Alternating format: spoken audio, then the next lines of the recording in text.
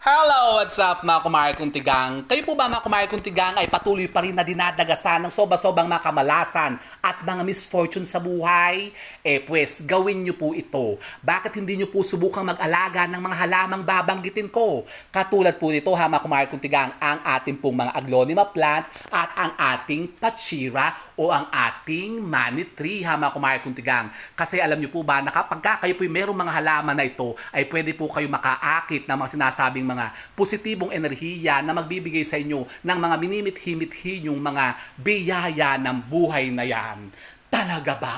Opo ha mga kumare kong tigang, kaya subukan nyo yan. At ito pang isa ha mga kumare kong tigang, kumapit kayo. Kasi ngayon po ay ipepresent ko po sa inyo ang isang pong variety o klase po ng isang napaka-powerful pong halaman sa pagpapaswerte, ang ating pong Sansevieria o ang ating pong snake plant.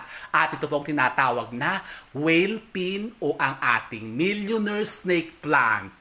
Oh, talaga ba? Opo, hama kumain kong tigang, kasi alam niyo po ba hama kumain kong tigang na kapag kayo po yung nakaatik hapon itong napaka-rare na variety po ng mga snake plant na ito na talaga nung tignan nyo, pagkalaki ng dahon, hama kumain kong tigang at ang ganda-ganda niya. Kasi ito po talaga ngayon ay talagang boom na boom ngayon at talagang ito po yung magte-trending ngayon pong 2025 at talagang ito po yung hinahanap ngayon ng mga tao. Kasi talagang ito po yung pinaniniwalaan na talagang pong napakainam na pampaswerte hama kumain kong tigang kapag meron po kayo nito.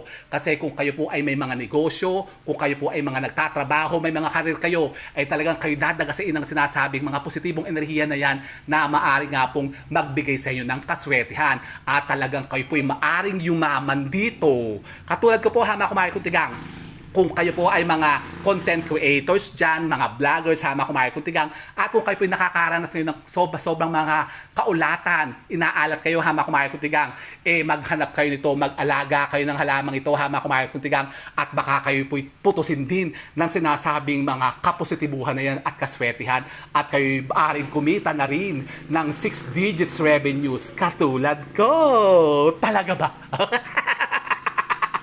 Opo, hama kumain kong tigang.